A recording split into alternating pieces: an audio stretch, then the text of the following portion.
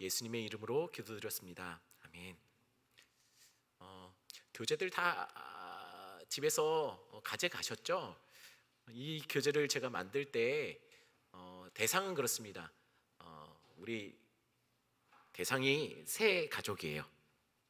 새 가족 교육으로 4주를 만들어 놨는데요.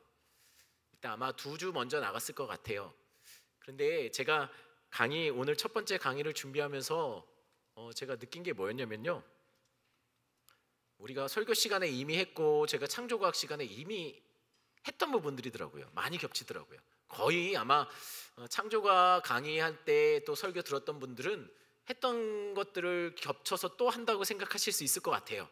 근데 방금 전에 말씀드렸던 것처럼 이 강의 교재는요, 새 가족을 위해서 만들어진 강의입니다.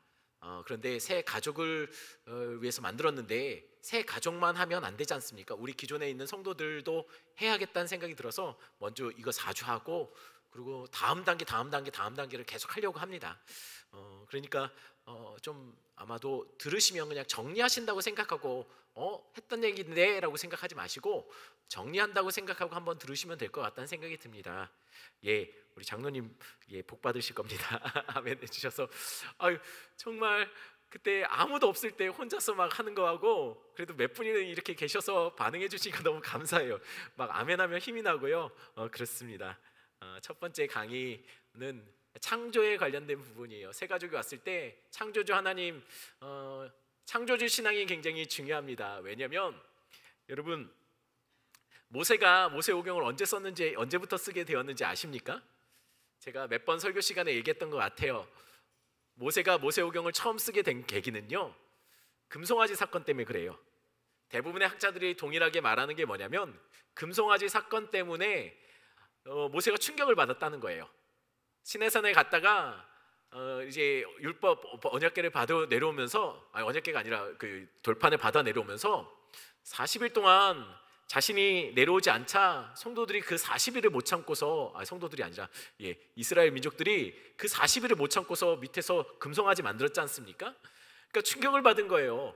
아니 40일 동안 내가 사라졌는데 이렇게 금송아지를 만들면, 내가 만약에 정말 죽어서 사라지면 이 백성이 하나님을 모르고 우상을 숭배하겠구나라는 생각이 충격이 받은 거예요. 그래서 모세가 그때부터 내가 죽더라도 하나님에 대해서, 정말 내가 경험했던 것들, 하나님이 나에게 알려주신 것들에 대해서 정리하고 자자손손 이것을 익혀야겠다라는 생각을 들어서 그때부터 붓을 들어서 모세오경을 기록했다라고 그렇게 학자들은 추측합니다. 그런데 그렇게 되면 목적은 분명해요. 모세오경은 하나님을 알려주기 위해서, 하나님이 우리의 하나님 되신다는 것을 알려주시기 위해서 썼다는 거예요. 근데 모세가 붓을 들자마자 제일 먼저 쓰게 된 것이 무엇입니까? 아마 내가 없어도 이 백성이 하나님을 꼭 믿어야지라는 마음들, 믿게 해야지라는 마음으로 붓을 들어서 썼는데, 그렇다면 아마 가장 시급한 거, 가장 중요한 것들을 먼저 이야기했을 거예요. 그게 바로 뭡니까? 태초에 하나님이 천지를 창조하신, 여러분, 하나님이 천지를 창조하셨다는 것을 알면 끝나는 거예요. 아닙니까? 여러분, 창세기 1장이 믿어진다면요, 그러면은 다 끝나는 거예요. 왜냐하면 아니 태초에 하나님이 천지를 말씀으로 창조하셨다는데, 아니 홍해가 갈라지는 게 안 믿어집니까? 아니 말씀으로 하나님이 천지를 창조 없는 무에서 유를 창조하신 분이 그게 믿어지는데, 아니 여리고성이 무너지는 것이 안 믿어집니까?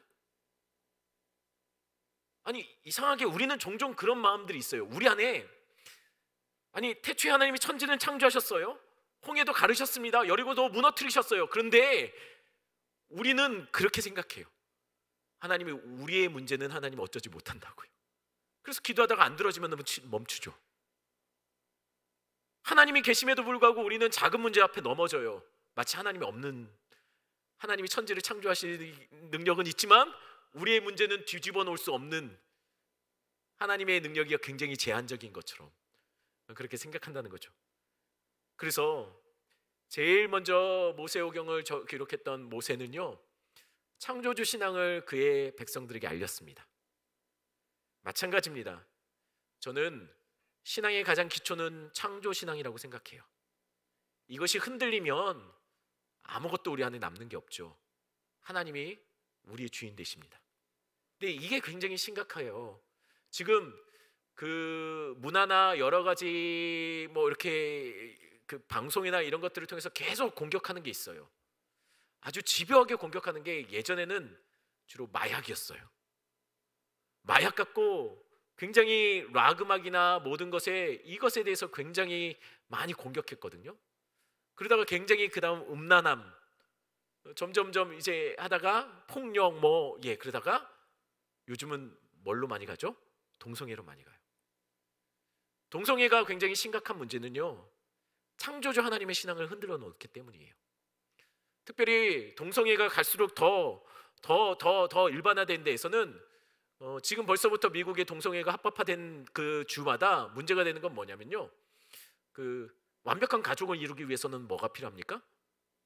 남자와 남자와 여자와 여자가 가정을 이룬다고 자기네들이 이렇게 그 결혼을 했는데, 이 가정이 온전한 가정이 되기 위해서 가장 필요한 게 뭘까요? 자녀예요. 그다음부터 요구하는 게 뭐냐면 동성 가정에 아이를 입양할 수 있는 권한을 달라고 계속 요구하고 있어요. 그런데 이게 이것만의 문제가 될까요? 여기서 멈출까요? 저는 그렇게 생각하지 않습니다. 이 동성애 문제가 굉장히 일반화되고 합법화되면은 저는 그다음부터는 하나님의 창조주 신앙을 흔들어 놓기 위해 다음 단계로 넘어갈 거라고 생각해요. 그게 뭐냐면 뭘 것 같나요? 저는 아기 공장이 생길 것 같아요. 무슨 얘기냐면 부부의 사랑이나 이렇게 입양하는 문제가 아니라 아예 그냥 어떤 아이를 그냥 그냥 만들어낼 수 있는 이렇게 남자의 정자나 난자나 이런 것들은 기증받겠죠. 그거는 사실은 과학기술로 안 되니까. 하지만 그렇게 기증받은 것으로 아이를 생산해서 이렇게 한다면 나중에 만약에 그렇게 돼서 태어난 아이들이 과연 창조주 신앙을 이해할까요? 나는 어느 공장에서, 나는 브랜드가 어디에서 나왔는데 나는 나의 생명의 출발은 어디서부터인데 어느 공장 어느 회사 과연 창조주 신앙에 대해서 그들이 이해할까요? 그렇지 않을 거라고 생각합니다.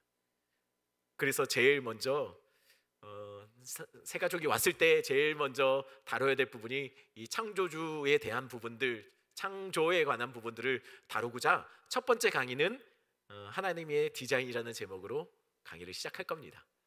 하나님의 디자인, 하나님이 세상을 창조하셨다는 거, 여러분 가장 중요한 일과의 메인 아이디어는 그겁니다. 하나님 그분의 영광을 위해 세상이 창조되었다는 거예요. 세상은 우연히 만들어지지 않았습니다. 세상은 하나님의 목적을 갖고 만드셨어요. 하나님이 목적을 갖고 만들었다면 그것을 가장 효과적으로 그 목적을 달성할 수 있는 모양 디자인으로 하나님이 그 세상을 창조했을 거라는 거예요. 우연히 어찌 하다 보니 이렇게 나온 것이 아니라 하나님은 의도를 가지고 세상을 만드셨고 그 의도성이 세상에 분명하게 나타났어요. 그 목적을 온전히 드러낼 수 있는 방향으로 만들었다라는 거예요. 그게 뭡니까? 하나님이 어떤 목적이라고요? 하나님의 영광을 위해서 만들었다는 거예요. 세상이 우리가 하나님의 영광을 위해서 만들어졌습니다. 그러니 우리는 보기만 해도 하나님의 영광이 드러날 수 있는 모양으로 만들어졌다는 거예요. 여러분 이걸 기억하셔야 돼요. 세상은 하나님의 영광을 위해서 만들어졌습니다. 도입 질문입니다. 여러분 그냥 우리끼리 얘기니까요. 현재 키에서 10cm가 작아지면 어떨까요? 어떨 것 같습니까? 여러분 현재 키에서 10cm가 작아졌다고 생각해 보십시오. 어떤 감정이 들까요? 예. 지금 현재 10cm가 작아지면은 얼마나 되나요, 키가? 지금도 그런데 10cm 어느 정도죠? 이 정도인가요? 그러면 10cm가 자란다고 하면 어떨까요? 어우, 할렐루야, 그죠? 10cm, 10cm가 굉장히 크네요. 저도 그러니까 10cm, 예. 그러면 다들 농구하고 막 그래야 되죠? 10cm 하면, 10cm가 더 자라면.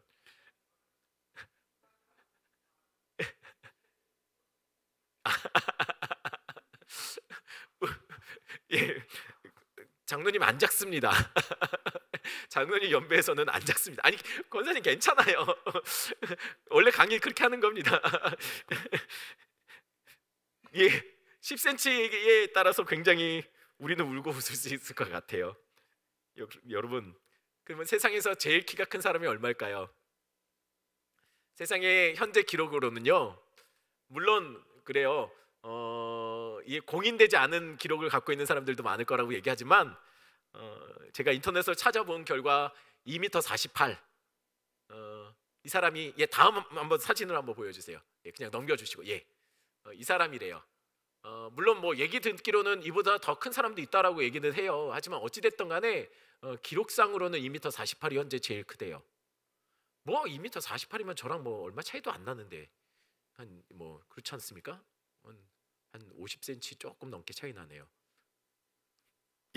예. 아무튼 뭐 2m 48이랍니다. 보세요. 옆에 사람들이 작은 게 아니에요. 그 사람이 큰 거예요.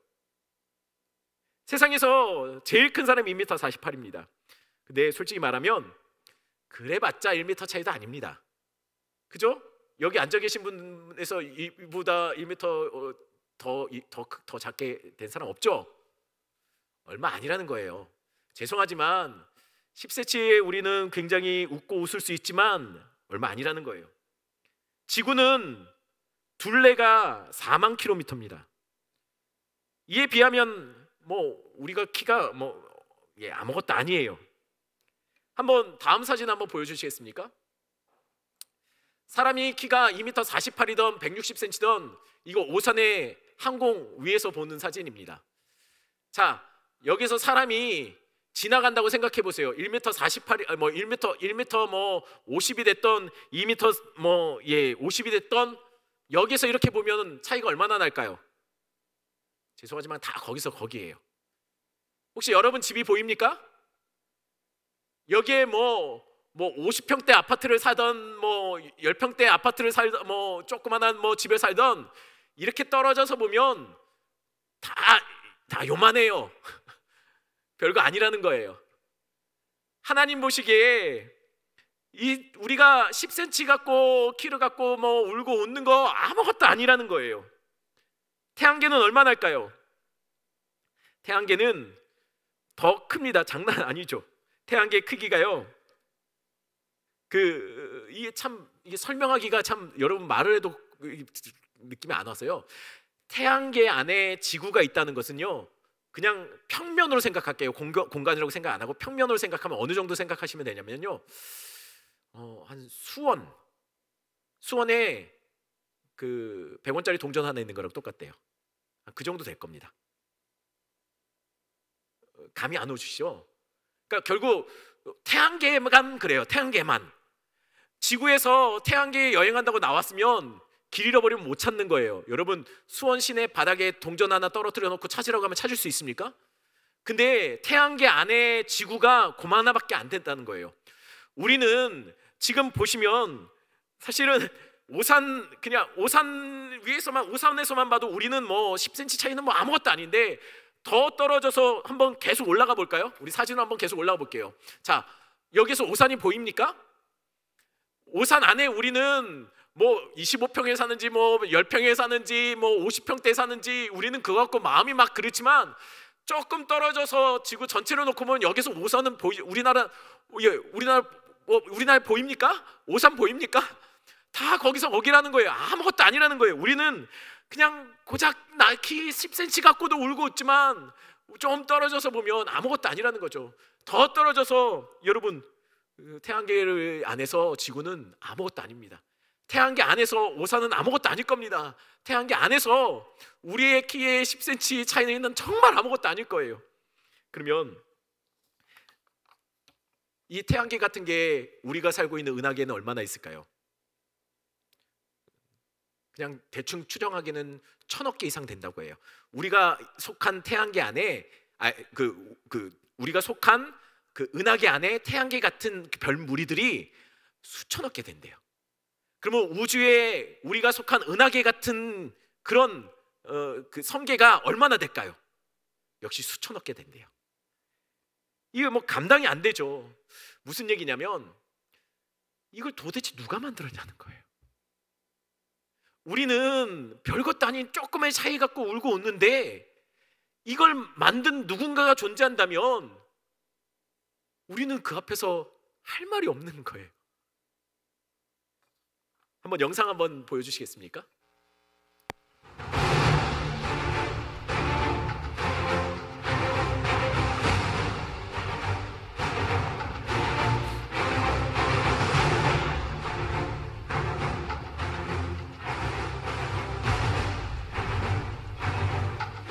제가 설교 시간에 한번 보여드렸던 것 같아요.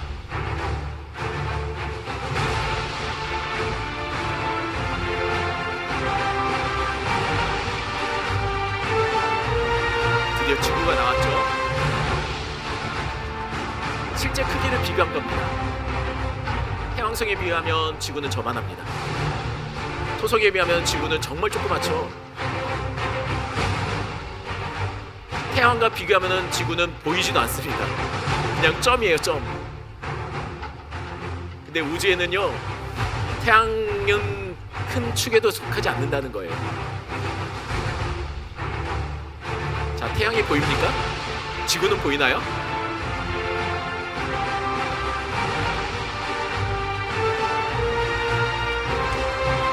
실제로 관측된 별들의 크기를 추정해서 지구의 크기와 다른 별들의 키를 한번 비교하면서 보여주는 영상입니다. 이러니 태양이 아예 사라져 버렸죠.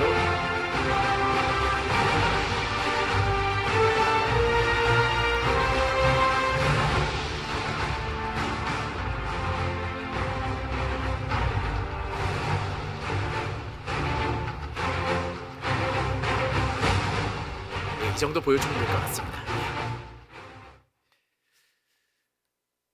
도대체 이걸 누가 만들었냐는 거예요. 우리는 지구 안에서도 우리는 죄송한 얘기지만 우리가 갖고 있는 땅이 얼마 되지도 않은데 이 땅 하는 거 갖고 있는 것만 갖고도 사람들은 이 땅 갖고 있는 것으로 굉장히 뿌듯해하는데 사실은 전 우주로 보면 우리는 정말 먼지만도 안 된다는 거예요. 이게 별거 아니라는 거죠.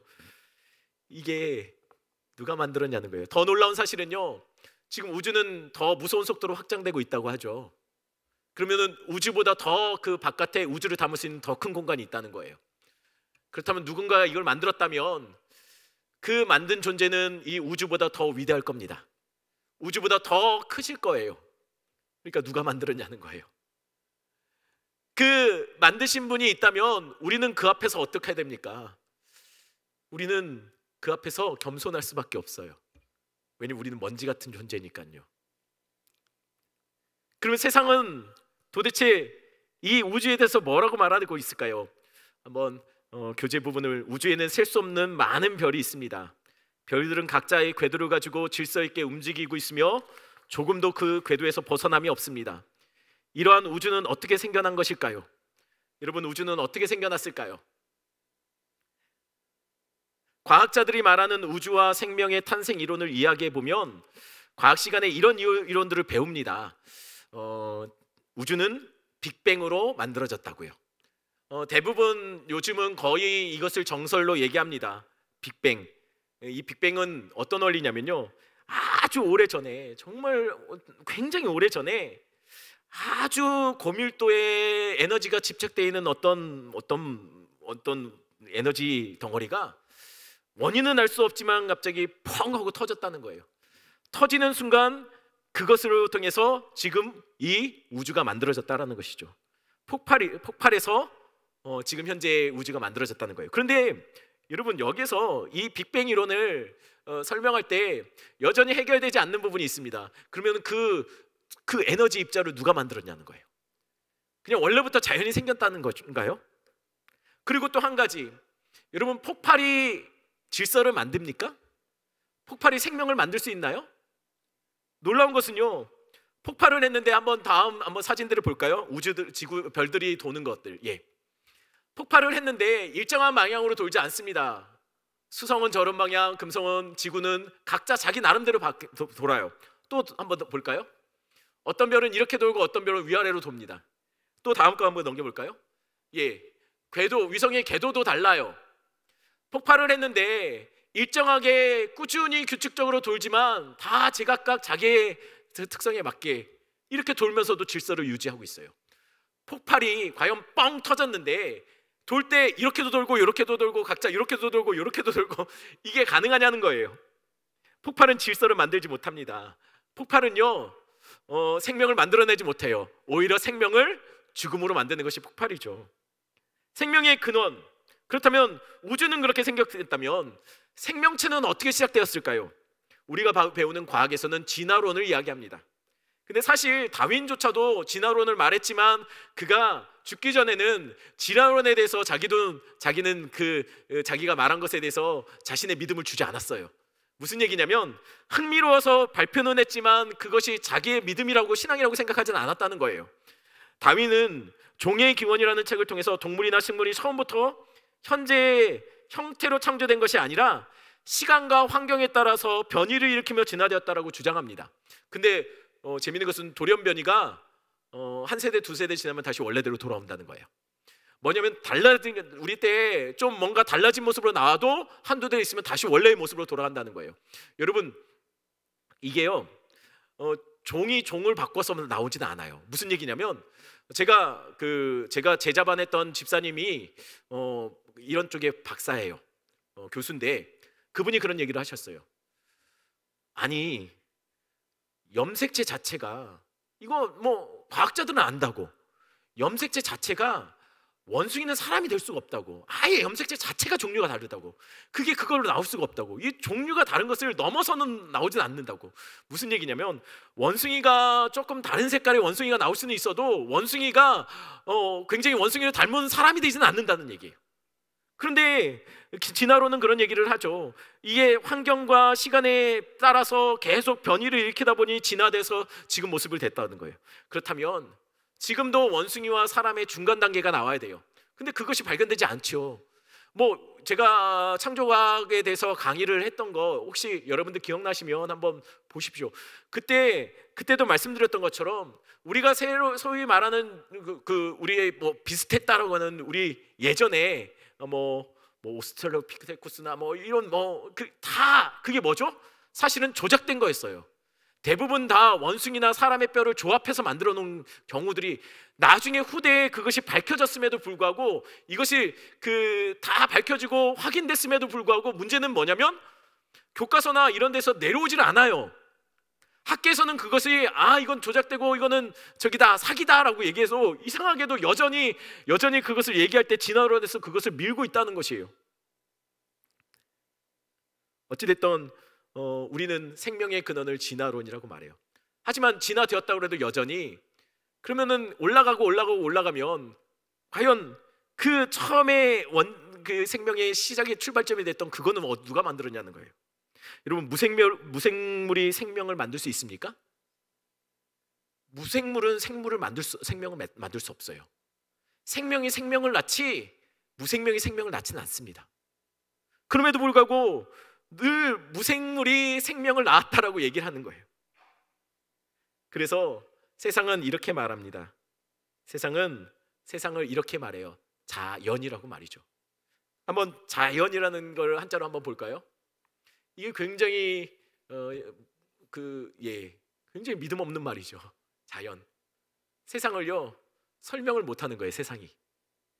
그래서 그냥 자연, 그냥 어쩌다 보니 스스로 그렇게 생겨난 것이 자연이라는 거예요. 우리는 세상을 자연이라고, 온 세상을 자연이라고 말하지 않습니까? 그냥 어찌다 보니 이렇게 됐다는 거예요. 설명을 못하니까 자연이라고 무책임하게 말해버리는 것이죠. 세상은 다시 한번 정리합니다. 이 세상을 어떻게 만들어졌냐고 하면 우주는 빅뱅을 통해서 만들어졌다고 해요. 그 안에 담겨진 생명은 진화를 통해서 만들어졌다는 거예요. 근데 빅뱅을 통해 파괴를 통해서 질서가 만들어질 수 없습니다. 규칙이 만들어질 수 없어요. 파괴를 통해 생명이 만들어지지 않아요. 진화도 마찬가지예요. 무생물이 생물을 만들지 못합니다. 그런데 그렇게 얘기해요.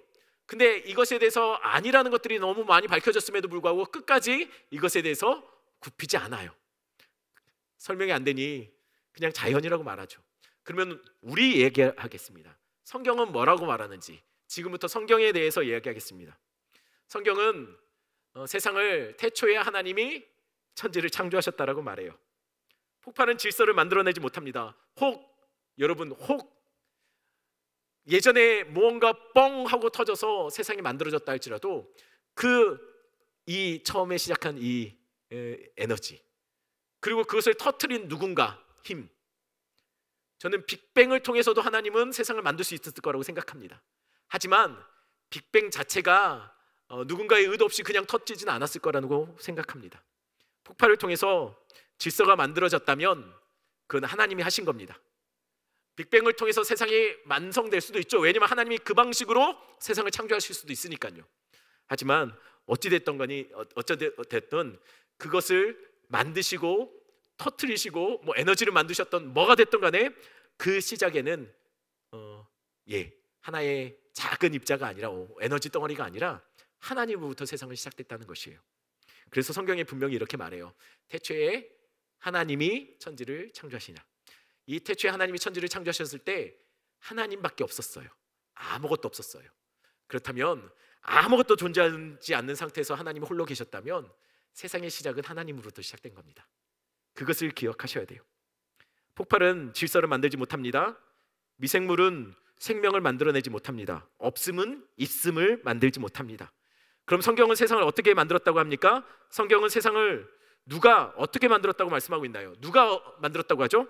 창세기 1장 1절에 이렇게 말합니다. 태초에 하나님이 천지를 창조하셨습니다. 하나님이 세상을 창조하셨습니다. 어떻게 창조하셨죠? 요한복음 1장 1절부터 3절까지 말씀. 혹시 제가 너무 글씨를 작게, 다음 주에는 PPT를 좀 크게 만들어 올게요. 한번 교재가 있으면 한번 한 목소리로 읽어주십시오. 함께 읽겠습니다. 태초에 말씀이 계시니라. 이 말씀이 하나님과 함께 계셨으니 이 말씀은 곧 하나님이시라. 그가 태초에 하나님과 함께 계셨고 만물이 그로 말미암아 지은 바 되었으니 지은 것이 하나도 그가 없이는 된 것이 없느니라. 세상은 어떻게 창조되었습니까? 하나님의 말씀으로 창조되었다고 해요. 하나님의 말씀이라는 것은 뭘까요? 하나님이 말씀을 보내셨다라는 얘기는 뭘까요? 하나님의 계획입니다. 하나님의 의도입니다. 말씀이 육신이 되어서 이 땅에 오신 분이 누굽니까? 예수 그리스도예요. 예수 그리스도가 이 땅에 오셔서 한 일이 뭐죠? 하나님의 계획을 이 땅에 실행한 거예요. 결국 하나님이 말씀으로 천지를 창조하셨다는 얘기는 그분의 뜻으로, 그분의 계획으로 세상은 만들어졌다라는 것이에요. 그냥 자연이 어찌하다 보니 만들어진 게 아니라 이 세상 속에는 하나님의 뜻과 하나님의 계획이 담겨져 있다는 거예요. 두 번째, 창조주 하나님의 위대하심에 대해서 성경은 어떻게 묘사하고 있습니까? 세상을 만드신 하나님에 대해서 성경은 어떻게 말하고 있죠? 이사야서 40장 12절에 누가 손바닥으로 바닷물을 헤아렸으며 뼘으로 하늘을 쟀으며 땅에 티끌이 대에 담아 보았으며 접시 저울로 산들을 막대 저울로 언덕들을 달아 보았느니라. 시편 8장 33절 같이 있습니다. 주의 손가락으로 만드신 주의 하늘과 주께서 베풀어 두신 달과 별들을 내가 보니. 지금 하나님을 이렇게 표현하고 있는 이유가 뭡니까? 하나님이 세상보다 크시다라는 거예요. 하나님이 만들어진 이 세상 우주보다 하나님이 더 위대하시다라는 것을 보여주는 거예요. 하나님이 세상보다 크시다면 이 만들어진 우주에 정말 점 하나도 안 되는 우리가요 종종 너무 지나친 교만을 한다는 거죠.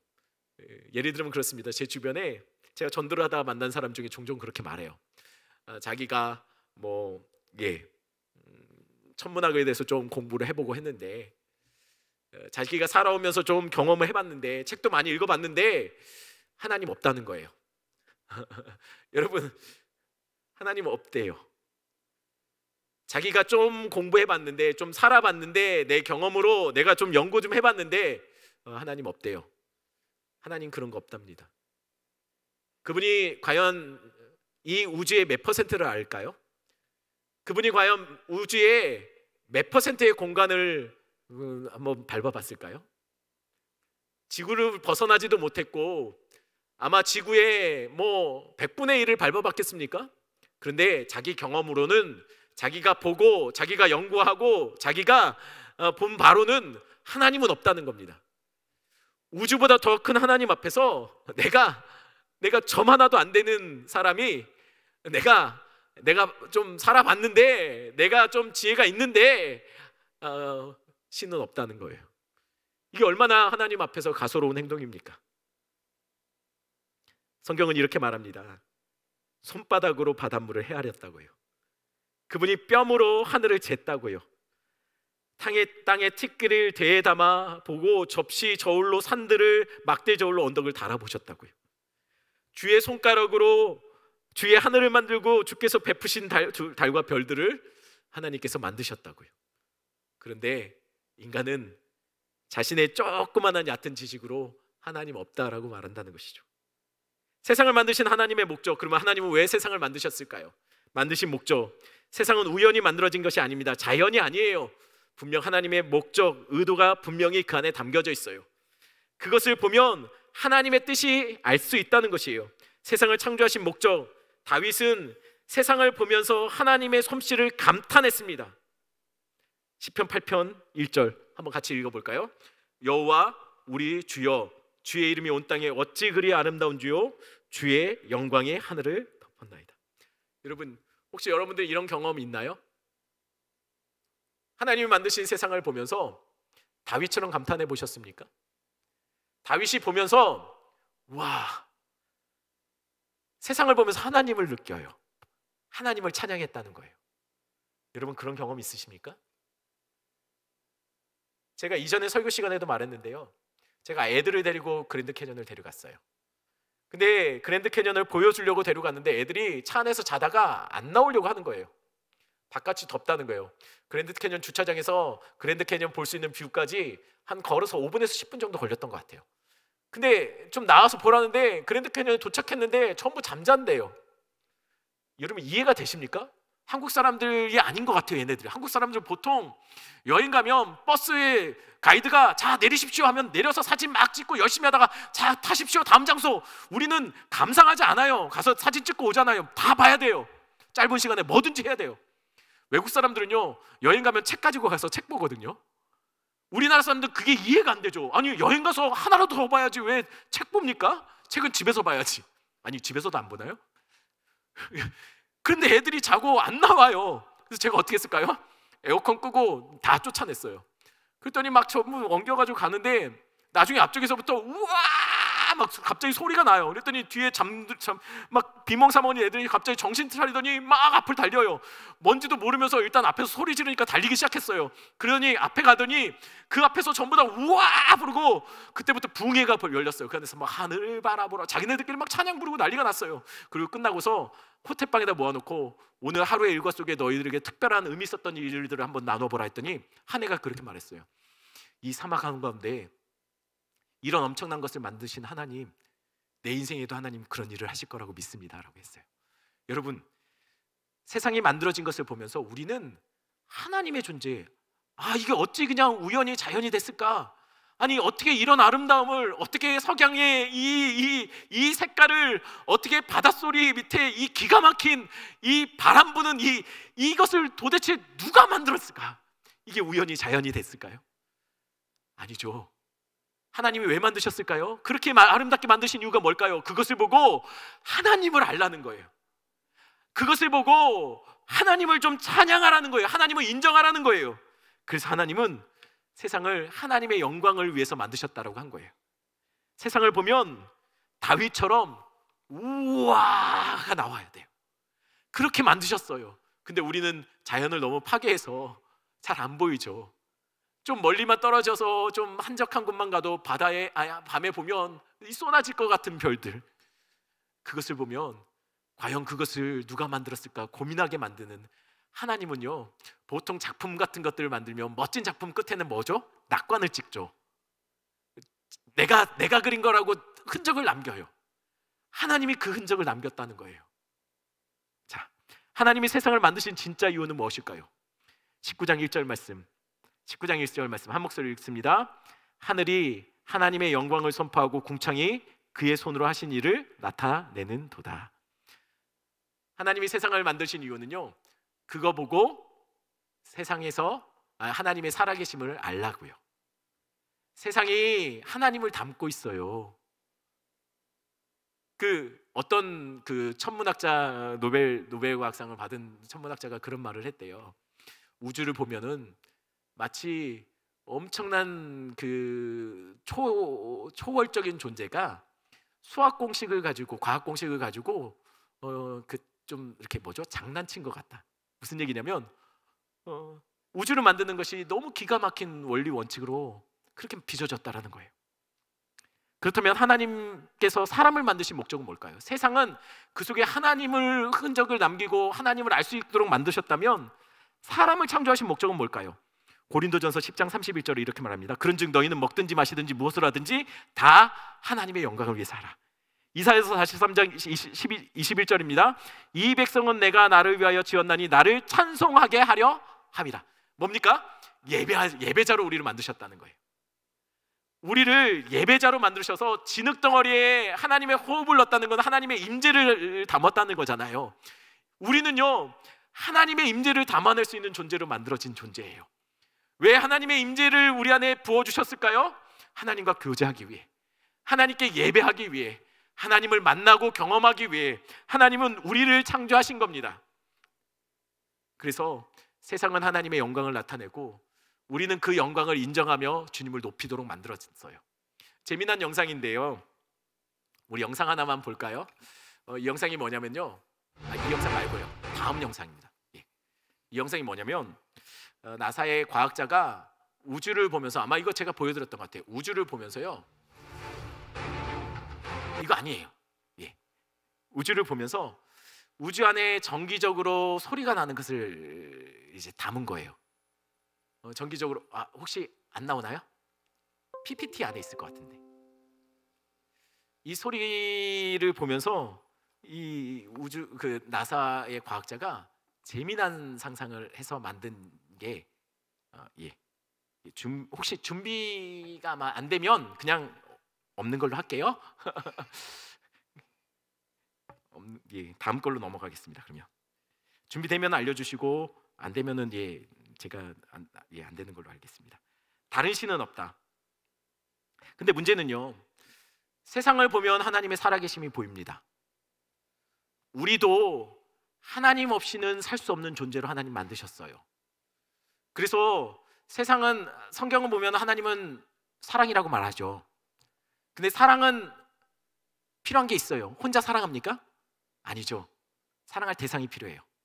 사실은 성부, 성자, 성령이 세 분이 세상이 창조되기 이전부터 서로 사랑하시고 서로 교제하시면서 부족함이 없이 계셨었어요.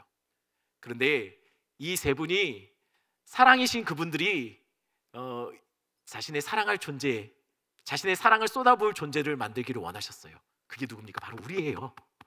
우리가 사랑받기 위해 만들어진 존재라는 거예요. 그래서 사람들은요, 사랑 주는 것보다 사랑 받는 데 예민해요.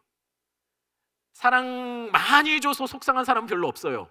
그렇죠? 하지만 사랑 못 받아서 속상한 사람들 많아요. 사랑을 너무 많이 주다가 자살하는 사람은 없습니다. 근데 사랑 받지 못함으로 자살한 사람은 있어요. 왜죠? 하나님께서 우리를 그렇게 만드셨어요. 우리를 그렇게 만드신 분이 우리를 사랑이시기 때문에 우리를 사랑받는 존재로 만드셨다는 거예요. 자, 그런데 문제는요, 사람들이 하나님을 몰라요. 다른 신은 없는데 오직 하나님께만 우리는 예배해야 되는데 사람들이 하나님을 인정하지 않더라는 거예요. 세 번째, 다른 신은 없다. 그 밑에 글을 한번 제가 읽어드립니다. 하나님이 아니고서는 도저히 설명할 수 없는 우주의 아름다움과 신비에 감격하며 하나님께 반응하는 것이 바로 예배입니다. 말하자면 그렇죠. 여호와 우리 주여, 주의 이름이 온 땅에 어찌 그리 아름다운지요. 다윗의 이 고백은요, 예배였어요. 세상의 아름다움을 보며 하나님의 놀라운 행하신 것들을 보며 감격하여 그는 예배하고 찬양했다는 것이죠. 그것이 우리를 향한 하나님의 뜻입니다. 하나님은 우리에게 원하시는 건 그거예요. 그분이 행하신 것들을 우리가 누리길 원하세요. 기뻐하길 원하세요. 그런데 문제는 사람들이 끊임없이 하나님을 부인하고 다른 신을 섬긴다는 것이 문제죠. 세상에 하나님을 알지 못하는 존재들이 있을까요? 여러분, 세상에 하나님을 알지 못하는 존재들이 있을까요? 있을 것 같습니까? 세상에 하나님을 모르는 존재들. 아니요, 우리는요 세상 하나님을 알 수밖에 없는 존재들로 만들어졌어요. 세상에 하나님을 모르는 존재는 없습니다. 저는 그렇게 믿어요. 단 그런 사람은 있어요. 하나님은 없다라고, 하나님 모른다고 말하는 존재들은 있어요. 하지만 세상의 모든 사람들은 하나님을 압니다. 하나님을 인정하지 않은 거지, 하나님을 애써 부인하는 것이지, 하나님의 존재를 직감적으로 모르고 있는 사람은 없어요. 그렇지 않나요? 우리는 뭔가 잘못하면, 우리가 뭔가 죄를 지으면 양심이 찔려요. 누군가 우리를 마치 벌 줄 것 같아요. 우리보다 초월적인 어떤 분이 있어서 우리에게 그 죄를 추궁하는 것처럼 양심이 우리에게 계속 신호를 보내요. 이게 뭡니까? 하나님이 우리 안에 심어놓은 하나님의 흔적이에요. 세상 사람들은 끊임없이 뭔가 그 한계에 부딪히면 자기를 초월하는 어떤 존재를 찾아요. 그렇지 않습니까? 뭐 나쁜 짓 하다가 길거리에 가다가 넘어지면은요, 아이쿠 내가 벌 받았다라고 생각해요. 사람들은 그래요. 심지어는 어디서는 그렇죠. 아덴인가요? 거기서는 알지 못하는, 이름을 알 수 없는 신에게라는 재단을 만들어서 거기에 해요. 재단. 어디나 어느 곳에 가든지 신적인 존재들은 다 있었어요. 사람들이 믿고 의지하고 싶어하는 어떤 산당들, 신전들은 다 있었다는 거예요. 누구도 신이 있다는 것을 가르쳐주지 않았어도 쪼개진 대륙들 안에 있는 사람들 전부 다 마치 약속이나 하던 어떤 절대자, 자기를 초월했던 어떤 존재들을 믿어왔다는 거예요. 뭡니까? 우리들 안에는 하나님을 찾는 마음들이, 갈망함이 있다는 거예요. 근데 그것이 누군지 몰라서 방황하는 거죠. 세상은 하나님이 그 속에 자신을 알만한 것을 가득 심어 놓으셨습니다. 그래서 우리가 나중에 심판대 앞에 섰을 때 난 모릅니다, 난 몰랐습니다 라고 말할 수, 누구도 핑계할 수 없다라고 성경이 말해요. 왜죠? 세상이 이미 하나님을 선포하고 있기 때문이에요. 그래서 1번 문제, 세상에 하나님을 알지 못하는 존재가 있을까요? 세상에 하나님을 알지 못하는 존재가 있을까요? 로마서 1장 20절 말씀 한 목소리 읽어보겠습니다. 창세로부터 그의 보이지 아니하는 것들 곧 그의 영원하신 능력과 신성이 그가 만드신 만물에 분명히 보여 알려졌나니 그러므로 핑계하지 못할지냐. 하나님은 이미 알려주셨어요. 자신이 부인한 거예요.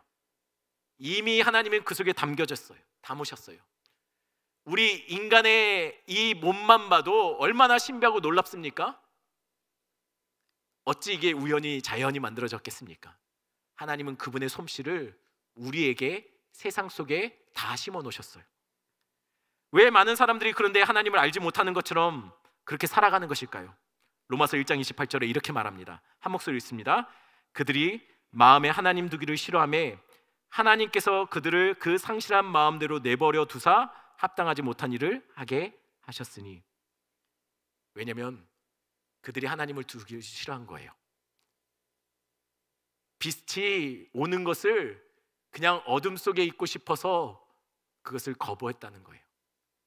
하나님을 몰라서가 아니라 하나님을 가리고 애써 부인하며 없기를 바라는 마음으로 살았다는 거예요. 왜냐하면 자신이 죄인이니까, 신이 존재하면 자신은 그에 마땅한 심판을 받을 것이라는 두려움 때문에 하나님이 없다라고 그렇게 말하고 있는 거예요. 하지만 하나님이 없다고 말하는 것이지 진짜 하나님이 없다고 믿는 것은 아니라는 거예요.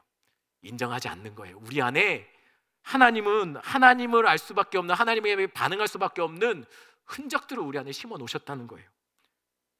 하나님의 영광을 위해 지음받은 자로서 우리는 어떻게 삶을 살아야 될까요?